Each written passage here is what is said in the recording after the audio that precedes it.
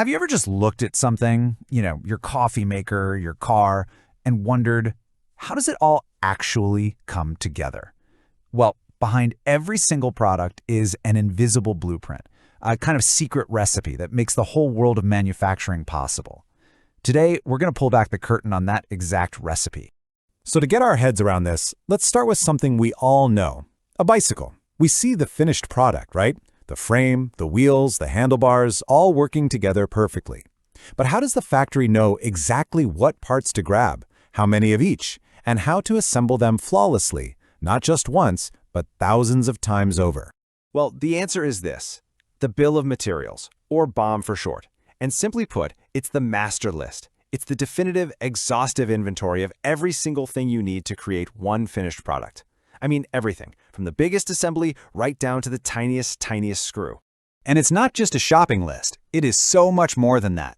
People often call it the brain of the manufacturing process, and that is the perfect way to think about it. It's like the product's DNA, or its master recipe.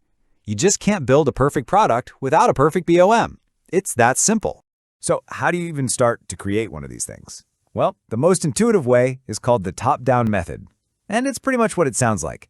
You start with the finished product, and you just mentally take it apart, piece by piece, layer by layer.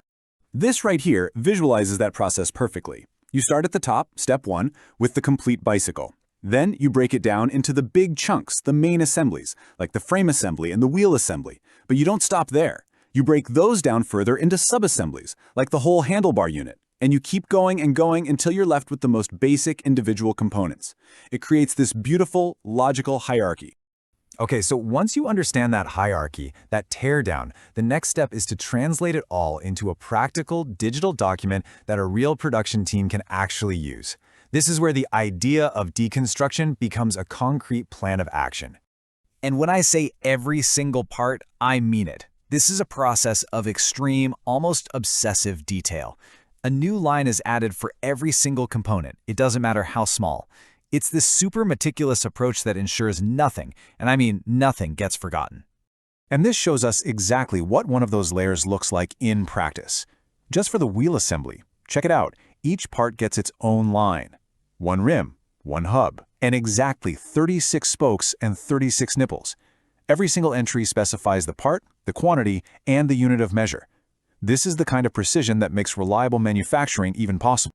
Okay, but what about the stuff that gets created during the manufacturing process? You know, the metal shavings, the offcuts, the stuff that doesn't actually end up in the final bicycle. That stuff has to be accounted for too, right? Absolutely, and this illustrates the really crucial difference between a component and a byproduct. A component, like the bike frame, is an intentional part of the design, but the scrap, like the metal shavings left over after cutting those frame tubes, that's an incidental result. A really good BOM system tracks both, which is absolutely vital for managing your inventory and your costs accurately. So you've done it. You've spent all this time building out your detailed recipe. You think you've listed every assembly, every component, every little bit of scrap. But how can you be absolutely sure it's complete? How do you catch the mistakes before they become a huge problem? I mean, just think about it for a second. For something as complex as a bicycle, with hundreds of parts, it's so easy to imagine forgetting something. What if you just miss one single, tiny screw in that giant list? That one mistake could bring an entire assembly line to a grinding halt. Well, the solution, in a lot of modern systems, is just elegantly simple. You just look for the gray. Let me show you what I mean by that. The system shows you the whole BOM as a visual tree structure. And as you can see, different categories are nicely color-coded.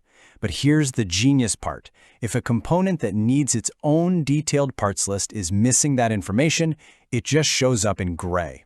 It's an instant visual warning that something's incomplete.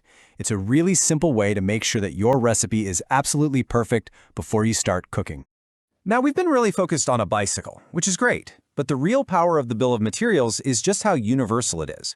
This concept is literally the fundamental building block for all of modern production.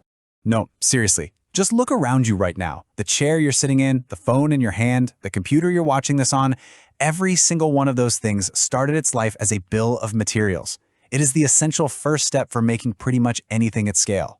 And in the end, it all comes down to this one number, 1. The whole goal of the BOM is to create one single source of truth, One master document that everyone, engineering, purchasing, production, can all rely on. One perfect, undisputed recipe for success. So, next time you pick up your phone, just take a second to think about that. We've seen the, let's be honest, relative simplicity of a bicycle bomb. But what is the recipe for a device with thousands of microscopic components sourced from dozens of different countries? What does that recipe even look like? It's a pretty staggering thought, and it all starts with the bill of materials.